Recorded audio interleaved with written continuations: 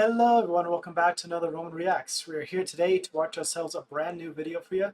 This one is from Yarnhub, and earlier we watched a video from the Fat Electrician talking about Rosie the Rocketer, where one of the men, I forgot, one of the pilots basically strapped several bazookas on top of the wings of the rocket and was able to save a bunch of troops.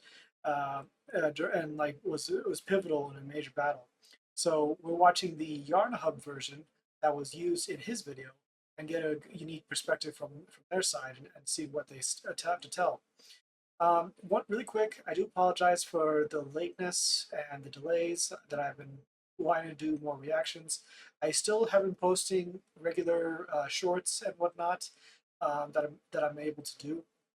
It's just that last couple of days I've just been kind of under the weather, and since I was also working on the last little bits for my final project, which is the Helldivers 2 Liberty Day video, and basically getting that out there, and it's all right. And I know not many people are wanting to go watch it, but it's there for those who are interested. Anyway, we are going to be watching this and having some fun, and like I said, with the reactions and whatnot, it's been slowed down because of that, and work was picking up again, and I don't think work's going to slow down until about mid-December, and then things will calm down a bit for me to do more reactions. But I'm still willing to do more stuff for you guys, so I'll be catching up, try on request videos, watching some other vids, and I still got plans for Fat Electrician videos to watch.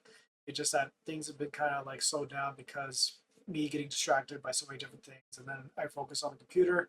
I have the videos ready for me to watch, and then distractions, little things here and there, and it's been all over the place. But anyway, sorry for enough of me ranting. Let's get on with the video, okay?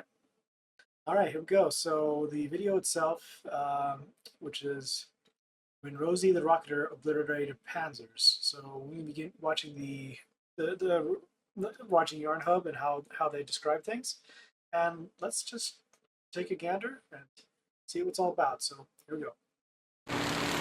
It's July 1944, and Major Charles Carpenter is returning from a spotting mission in Normandy in his Piper Bazooka Charlie, L4 Grasshopper.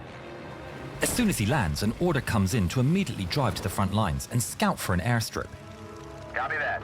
His yet unnamed fighting Grasshopper, with bazookas strapped under its wings, will have to wait for a taste of combat.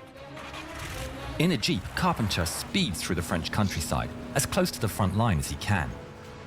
Coming round a bend near Avranches, he spots a platoon of 5 M4 Sherman tanks. They're in full reverse, all the while under heavy fire. Carpenter frowns. He'd been flying above this countryside for days and hadn't seen any German force large enough to push back the Americans. Carpenter guns the accelerator to get closer. The Germans have control of a nearby town and have the Americans pinned. The US forces are in disarray as 88mm rounds slam into their positions. Carpenter brakes sharply and the jeep skids to a halt. He runs towards the tanks and into a ditch. He's not alone. Taking cover, US infantry are already there. What's going on? The soldier explains that they tried to take the bridge going into the town, but were met with an overwhelming German response. There's hundreds of them. That can't be right. It's got to be a German trick. Spurred into action, Carpenter waits for an explosion. Then immediately jumps out of the ditch, heading for the lead Sherman, climbs on top and gets hold of its 50 cal machine gun, loading it, ready to fight. The tank commander yells at Carpenter. What the hell are you doing? Carpenter shows his wings and explains he's been flying over the positions and knows that the Germans can be beaten. I'm sure there's not that many. Let's go. No way, flyboy. We're not going anywhere. You either move or I'm gonna shoot you. The commander weighs up his choices, shot by Germans or Carpenter. Oh, hell. Let's go. He makes a decision and the Sherman tank roars to life and pushes towards the bridge. The other tanks follow with Carpenter on the 50 cal in the lead. Ricochet, keep moving. Push forward. As they approach the bridge, MG-42s strike up, peppering the American tanks. Carpenter immediately returns fire with his .50 caliber. The tank commander shouts out the bearing to the gunner. Carpenter feels a jolt as the tank's turret moves underneath him. Inside, the gunner brings the machine gun nest into the center of his gun sight. On the way! Fire! The Germans quickly abandon their position just moments before a 75mm shell hits the machine gun nest and explodes, turning it into a crater. At such close range, Carpenter is hit by the blast and the wind is taken from him. But mustering his strength, he gets on the .50 cal, forcing the German machine gunners to take cover. They peer out to fire back, but are met by the Sherman's 75mm cannon turning towards them. The gunner presses the firing switch, and a high explosive shell is propelled out of the 75mm gun. Hell yeah, that did it. Load it up. Get another shell on the breach. Carpenter lets the Browning sing as the 5 Shermans roll onto the bridge. Forward to the town. Carpenter feels the thrill of the heat of battle and is shouting orders to the tank crew. He assumes a position of platoon commander, and the tanks obey his orders. Rounding a corner with a shell at the ready, Carpenter yells, Let her go. The Sherman fires, and the shell strikes a building at the end of the street. With the tanks rapidly approaching, the Germans have no choice but to abandon the cannons. Clear. Keep moving. Under the command of Carpenter, the American forces sweep through the town. Secure those abandoned guns. You got it, Major. They find the 88mm guns abandoned by their crews. Tanks, spread out. The town isn't completely clear though, and Carpenter Sweep is the driven. outskirts. Make sure no enemies are lurking. He leads the Sherman around the outskirts and spots a tank in the field ahead, and doesn't hesitate. Tank, fire! But as soon as the words leave his mouth, they turn to ash, as he sees the target he spotted is an American Sherman tank. He starts to shout, but before he can speak, the gun beneath him fires. There's lead in Carpenter's stomach as the shell flies across the air towards a friendly tank. A Sherman bulldozer tank with a plow attached to the front is hit. The shell hits the demining plow, and with incredible luck, causes no damage to the crew. The battle draws to an end, and as the adrenaline starts to subside and the realization sets in that he shot a friendly, Charles's mood darkens. The platoon commander, spotting Carpenter, orders his men to arrest him. Fool, you could have gotten us all killed. He's brought back from the front lines and placed in a military prison. Awaiting trial for a court-martial, Charles is told that he could face the firing squad. But instead of being shot, Charles earned a Silver Star under the direct recommendation of General Patton, who said that Carpenter was the type of soldier that he wanted in his army. In September, Charles is flying on the outskirts of Aracourt. His humble spotter plane now has considerably increased its firepower, with 6 rockets attached under its wings. Charles has christened his plane with a name more befitting its firepower, Rosie the Rocketer. The radio is flooded with reports of German counterattacks. An entire Panzer division and 2 Panzer brigades are pushing forward and overwhelming the Allied positions. But Charles can't see any of it underneath heavy fog. Clear up a little. Finally, a hole in the mist appears, revealing a column of German Panthers advancing directly towards Allied headquarters. He can even see Americans hiding in a river as the enemy advance looms forth. He immediately jumps into action and plunges from the sky, headed straight down towards the lead Panther, aiming for its thin roof armor. The Grasshopper is almost vertical as he reaches for his firing switches. Rapidly approaching the ground, he flicks 2 of them. 2 rockets fire off the tubes.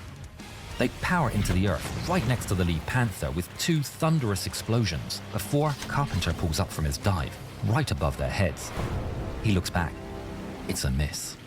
Es ist einer von diesen verrückten Spähern mit Raketen. The Germans raise their small arms and open fire at Carpenter's Al-4. Bullets whiz past his canopy, and a couple of holes are punched through the wings. but they do little against Rosie the Rocketeer's fabric construction. On the ground, stranded Americans are surprised by the explosions, and they have a front seat view as they watch the spotter plane turning back for another rocket run. But this time, the Germans are ready. They take cover behind their armor and open fire upon Carpenter. Bullets crack all around and more holes are punched through his plane, but he's undeterred, jinking left and right as much as he can to throw off the Germans' aim as he barrels down towards them. He flicks 2 more switches. The 2.3-inch high-explosive anti-tank rockets fire off their tubes and directly towards the Panther, slamming into its roof. The tank immediately starts to smoke. The crew inside know they're done and quickly exit the tank just as flames surge out of the hatches. That's one down, but there's a lot more to go. Carpenter pulls Rosie around in a turn for one more run and instantly faces a deluge of bullets. More holes appear in his wings as he sets his sights on a half-track, with enemy fire pinging all the while on Rosie's fuselage. Charles feels a patter of impact, but he has faith in Rosie. Come on, old girl. Takes aim and fires. The half-track explodes into a ball of flame.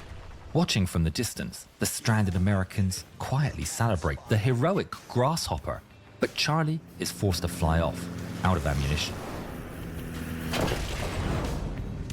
He makes it back to base, and he and Rosie return with a full load of rockets. On the ground, the American soldiers are amazed as they see Rosie coming back into the fight. Charles fires at a half-track that goes up in flames. Then, a second Panther.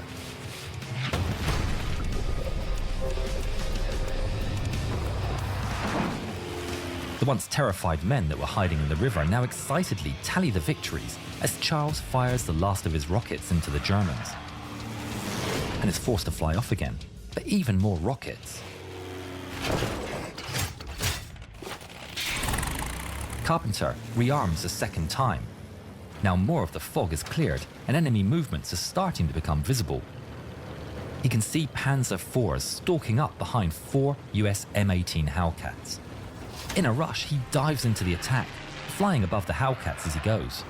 He hurriedly takes aim and fires off 4 rockets into the formation of Germans. Where is he? Enemy behind us. Turn around. Carpenter smiles to himself as he sees the Hellcats turning their turrets as he flies off and the battle kicks off underneath him.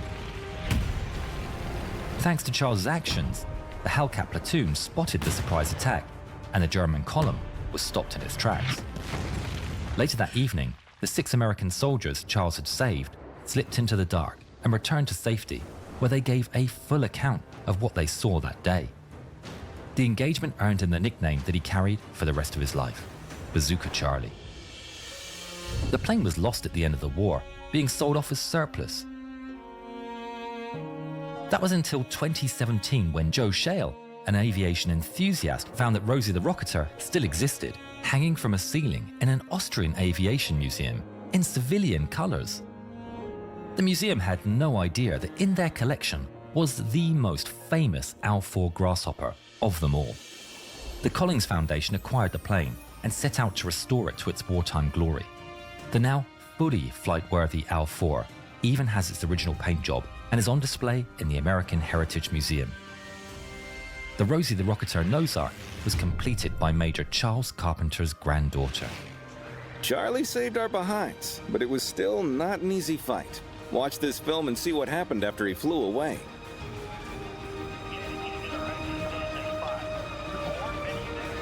I love this a lot. I love how the Yarnhub always manages to they immerse you into the story, and they really capture the whole essence of how the battles takes place. I understand it's usually exaggerated in special effects and Hollywood films and whatnot, but at the same time, it comes to show for those on the ground who saw and witnessed what he did, that there was the only accounts, and he potentially stopped a major advance by the Germans, and also allowed the Allies to counterattack and push back that advance. So It's absolutely incredible hearing this story, and yeah, just the whole and with bazookas are like in most combat and most Call of Duty stuff and most other things, they usually get exaggerated, being and whatnot. But like a bazooka, being able to, so long as it manages to hit the weak point of a target, they can manage to take it out with ease. And just and it's really, you have to be really delicate with those. And sometimes you might be in a rush. You have to like quickly get it on the guy. They have to pat you on the head and like clear, and then and just shoot it. But yeah, just for him to be flying those things with the bazookas, just shooting down all the tanks and half tracks and whatnot. It's just an amazing story. So, anyways, guys, that's it for me. I hope you guys had a wonderful time and enjoying this with me. I'll leave a link in the description down below for the original video.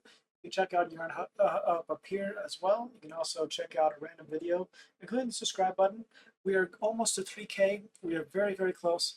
So I hope to see you all again in the next one, and hopefully you'll get more reactions out of me soon. So take care. As always, Romans, salute. If you like Romans content and wish to see more, like and subscribe to continue to support the channel.